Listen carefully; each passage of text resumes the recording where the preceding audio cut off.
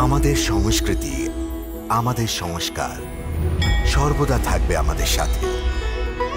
ভারতের মহান গ্রন্থ আর কাব্যের সম্পূর্ণ সংকলন। সাবস্ক্রাইব করুন তিলক।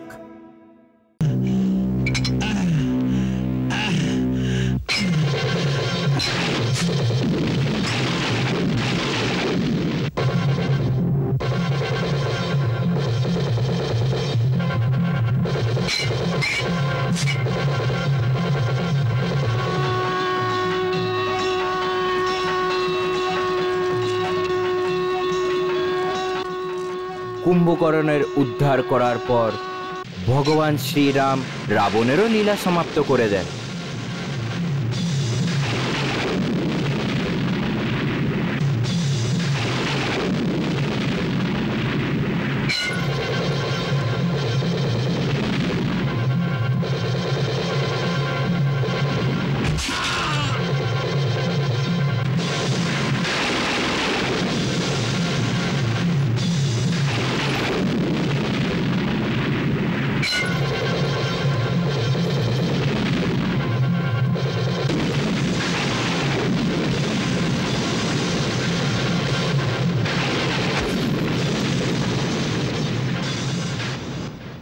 এইভাবে তোমরা দ্বিতীয় জন্মও শেষ হয়ে গেল।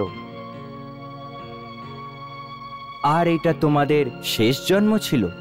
এই জন্মে তুমি স্বয়ং শ্রীকৃষ্ণর পিসিমার পুত্র শিশুপাল হয়ে জন্ম নিলে, আর প্রভু তার নিজের হাতে তোমাকে মানব শরীর থেকে মুক্ত করে তোমাদের উদ্ধার করলেন।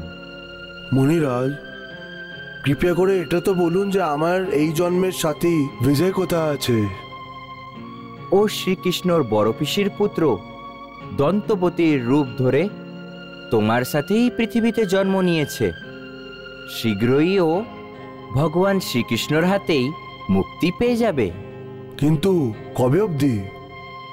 পাণ্ডবদের রাজসূয় যজ্ঞ সমাপন হওয়ার পর যখন ভগবান দ্বারিকা ফিরে আসবেন, তখন ও দ্বারিকার উপরে আক্রমণ করবে, ঠিক তখনই।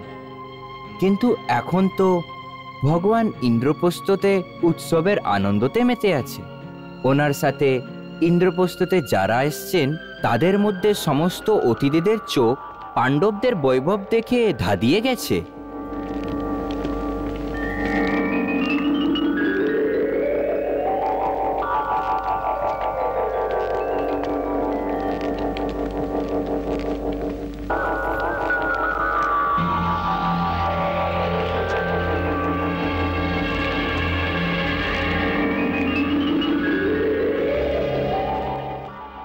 এসো এসো এসো ভাগ্নে। আরে আরে আরে ভাগ্নে,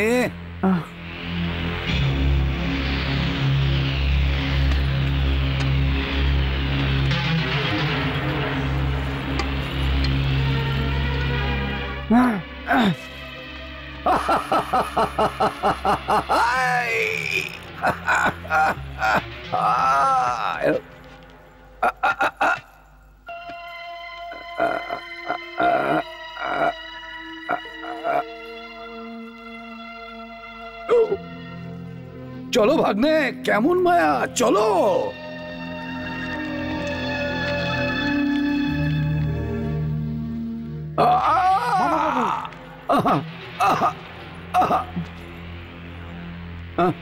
ভাগ্নে চলো।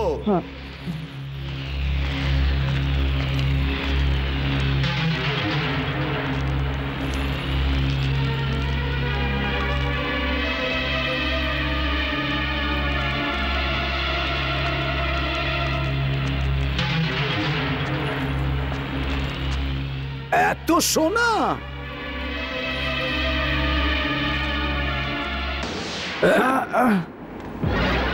ভাগ্নে এটা কি ধরনের চমক? জল কোথা থেকে এলো? সাবধানে ভাগ্নে, সাবধানে। ভাগ্নে, এখানে জল আছে না জল নেই?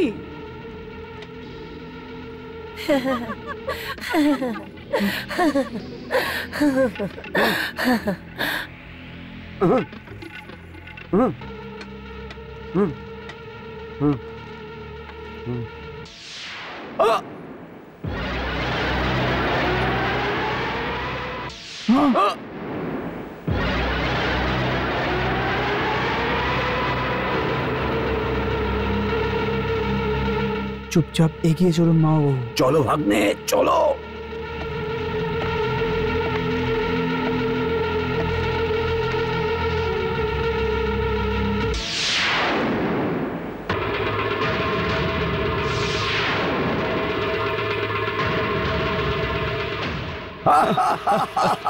চলো ভাগ্নে, চলো।